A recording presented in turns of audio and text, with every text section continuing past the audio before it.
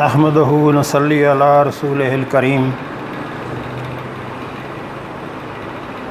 اما بعد فاعوذ باللہ من الشیطان الرجیم بسم اللہ الرحمن الرحیم۔ محترم ناظرین، آج ہم انشاءاللہ سورہ فاتحہ پہ بات کریں گے۔ سورہ فاتحہ جو قرآن کی سب سے پہلی سورت ہے،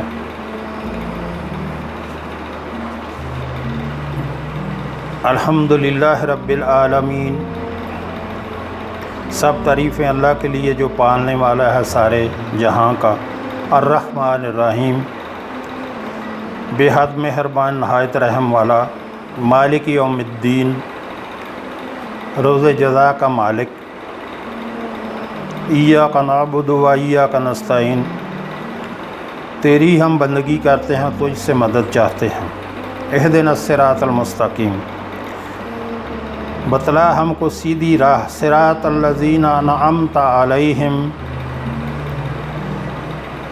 راہ ان لوگوں کی جن پر تو نے فضل فرمایا، غیر المغضوب علیہم ولا الضالین، نہ کہ جن پر تیرا غصہ ہوا اور نہ وہ گمراہ ہوئے، جن پر نہ تیرا غصہ ہوا اور نہ وہ گمراہ ہوئے۔ سورہ فاتحہ کی بہت ساری فضیلتیں ہیں۔ اس کو سورہ شفا بھی کہتے ہیں۔ تو اس کے بارے میں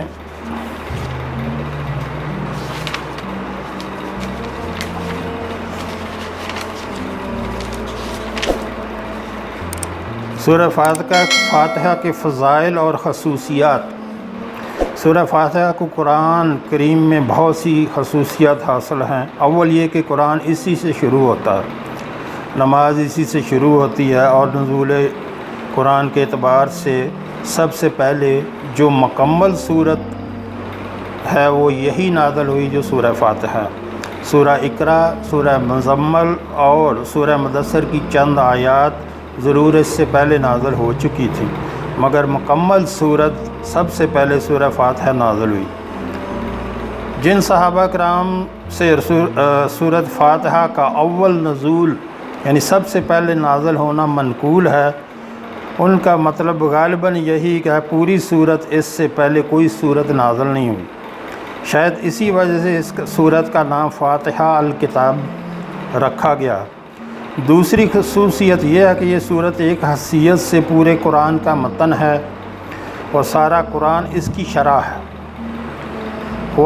اس وجہ سے کہ پورے قرآن کے مقاصد ایمان اور عمل صالح میں دائر ہے، اور ان دونوں چیزوں کے بنیادی اصول اسی صورت میں بیان کیا گیا۔ تفسیر روح المعانی اور روح البیان میں اس کا تفصیلی بیان ہے۔ اسی وجہ سے سورۃ فاتحہ کا نام ام القرآن اور ام الکتاب، اور قرآن عظیم بھی حدیث میں منقول ہیں، یا اس وجہ سے کہ اس صورت میں اس شخص کے لیے جو قرآن کی تلاوت یا مطالعہ شروع کرے تو ایک خاص ہدایت دی گئی ہے کہ وہ اس کتاب کو اپنے تمام پچھلے خیالات، نظریات سے خالی ذہن ہو کر خالص طلب حق اور راہ راست کی جستجو کے لیے پڑھے اور دیکھے۔ اللہ تعالیٰ سے یہ دعا کرے کہ صراط المستقیم کی ہدایت عطا ہو۔ اور شروع صورت میں اس ذات کی حمد و ثنا کا بیان ہے، جیسے کہ آپ پڑھتے ہیں الحمدللہ رب العالمین، آگے جا کے آپ کہتے ہیں کہ اللہ ہمیں ان لوگوں کے راستے پہ چلا جن کے اوپر تیرا انعام ہوا، یعنی انبیاء، صالحین، شہداء، ان لوگوں کے راستے پہ چلا، نہ کہ جن کے اوپر تیرا غضب ہوا،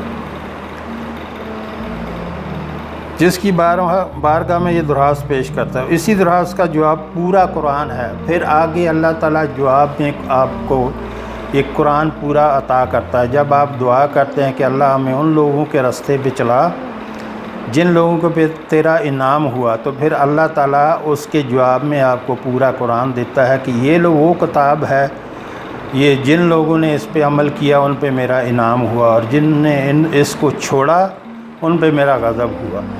تو یہ آپ جب دعا کرتے ہیں، یہ سورۃ فاتحہ میں یہ جب دعا ہے، تو اللہ تعالیٰ پھر آپ کو اس دعا کے بدلے میں یہ پورے کا پورا قرآن عطا کرتا ہے کہ یہ لیں آپ اس کو پڑھو اور اس پہ عمل کرو اور ہدایت حاصل کرو، کیونکہ اللہ تعالیٰ سے بندہ ہدایت طلب کرتا ہے۔ اس صورت میں جو اب دعا کرتا ہے نا تو اللہ سے ہدایت طلب کرتا ہے۔ تو پھر اللہ تعالیٰ اس کے جواب میں کہتا ہے الف لام میم ذالک الکتاب سے کہ یہ وہ کتاب ہے جس میں کوئی شک و شبہ نہیں ہے، اور یہ تمہاری ہدایت کے لیے ہے، اور اس کو پڑھو اور اس پہ عمل کرو۔ رسول اللہ صلی اللہ علیہ وسلم فرمایا قسم ہے اس ذات کی جس کے قبضے میں میری جان ہے، سورہ فاتحہ کی نظیر نہ تورات میں، نہ انجیل میں، اور نہ زبور میں، اور نہ خود قرآن میں کوئی دوسری صورت اس کی مثل ہے، یعنی اتنی افضل صورت ہے یہ۔ حضرت صلی اللہ علیہ وسلم فرمایا سورۃ فاتحہ ہر بیماری کی شفا ہے۔ سورہ فاتحہ کا ایک نام حدیث میں سورہ شفا بھی آیا ہے، اور صحیح بخاری میں روایت انس رضی اللہ تعالیٰ عنہ سے مذکور ہے، رسول اللہ صلی اللہ علیہ وسلم نے فرمایا قرآن کریم کی سب صورتوں میں عظیم ترین سورہ فاتحہ ہے۔ تو اس سے زیادہ اور کیا ہے کہ رسول اللہ صلی اللہ علیہ وسلم نے فرمایا کہ قرآن کی سب سے زیادہ عظیم صورتوں میں سورہ فاتحہ ہے، تو اس کے پڑھنے کا بہت زیادہ اجر و ثواب ہے حدیثوں میں، کتابوں میں۔ یہاں اتنا زیادہ ٹائم نہیں کہ اتنی لمبی میں بات کر سکوں، تو اللہ جو ہے ہمیں اس کے پڑھنے کی توفیق دے۔ اس میں شفا ہے، اس میں آپ کے رزق کی کمی اللہ دور کرے گا۔ کہتے ہیں جو 100 بار سورہ فاتحہ پڑھ کے جو بھی دعا کرے اللہ قبول کرے گا انشاءاللہ۔ تو اس کے بارے میں بہت سی روایات ہیں، بہت سی اس کی جو ہے نا وہ فضیلت ہے سورہ فاتحہ کی، جو بیان کرنا ممکن نہیں۔ تو اللہ تعالی ہمیں، مجھے اور آپ کو عمل کی توفیق دیں، اپنے آپ کو نمازی بنائیں اور اپنے گھر والوں کو نماز کی تلقین کریں۔ سب سے پہلے میں ہمیشہ کہتا ہوں، سب سے پہلے اللہ کا قرب حاصل کرنا جو ہے وہ فرائض کی ادائیگی میں ہے، جیسے کہ نماز ہے، پھر روزہ ہے، پھر زکوٰۃ ہے، استطاعت ہے تو حج کریں۔ تو ذکروں میں سب سے اچھا ذکر جو ہے قرآن پڑھنا ہے۔ سب سے بہترین یہ ہے کہ آپ قرآن پڑھیں، جتنا زیادہ سے زیادہ ہو سکے آپ روزانہ قرآن پڑھیں۔